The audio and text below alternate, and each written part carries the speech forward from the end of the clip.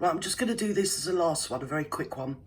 This is the story that broke today about the Earl Charles Spencer, the great late Diana's brother, the Earl of Spencer. And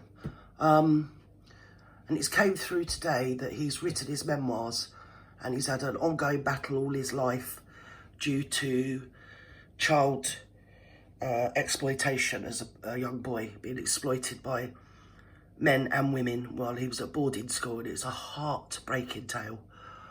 One of the GB News presenters did say, oh, is this another story of, oh, woe is me? No, it isn't. He's a child.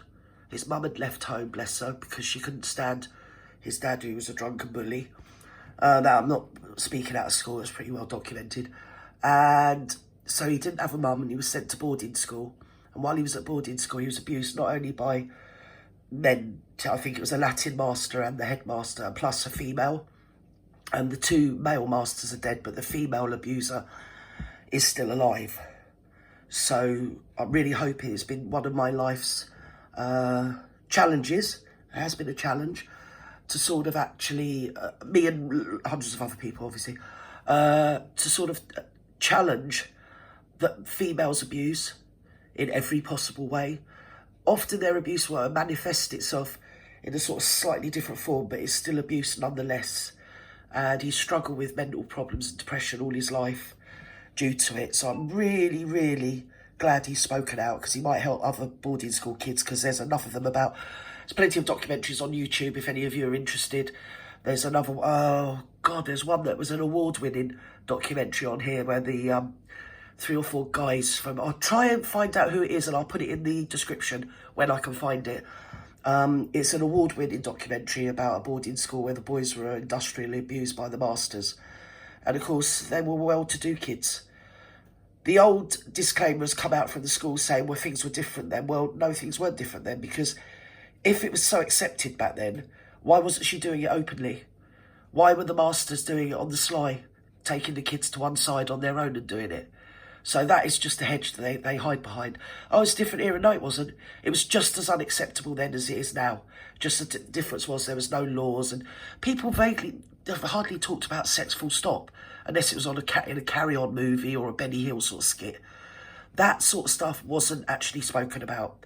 And it's very much similar to when women were attacked or assaulted or essayed. Very often the courts used to pin the blame on them because they were wearing a miniskirt. And it was very similar with children. Children were seen to have somehow led the adult on.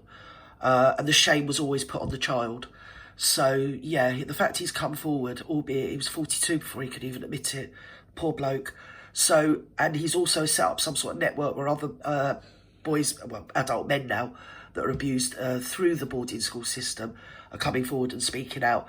And we should support them just as much as we support the Rotherham girls and all the others, industrial sexual exploitation that goes on historically and contemporarily in Britain and throughout the world. So good for him. I'm just going to play a little bit here. And ahead of the release of his new memoir, A Very Private School, and for the first time shares a story of abuse at one of England's most prestigious... Oh, he looks like any of our kids, doesn't he? Bless him, little chubby cheeks, so little Diana. Poor little lad. And like he said, he didn't have a mum because his mum had left home, and the only female mother figure was the matron at the school that used to abuse him. It's absolutely outrageous. And you've only got to look at him there to see he's plainly a child. Plainly a child. God. Boarding schools. We were locked away. We were like prisoners. We were prey to very bad people's worst instincts. Terrible. Who's the first person you ever told? Oh, bless him. A therapist when I was about 42. Exactly. Fancy carrying that all your life and people always look at him thinking, well, you're Diana's brother and you've got an estate and you do this and you've got... Yeah, it's inverted snobbery to treat this any differently to any other form of abuse. Somebody did say, well, the only difference is that he can afford the therapist. But even so, it's something that it should never have happened. He should never have had to carry it all his life. And I'm really glad that he's spoken out, not only about the males that abused him, but also highlighted the fact that females are abusers too. And with that, over and out.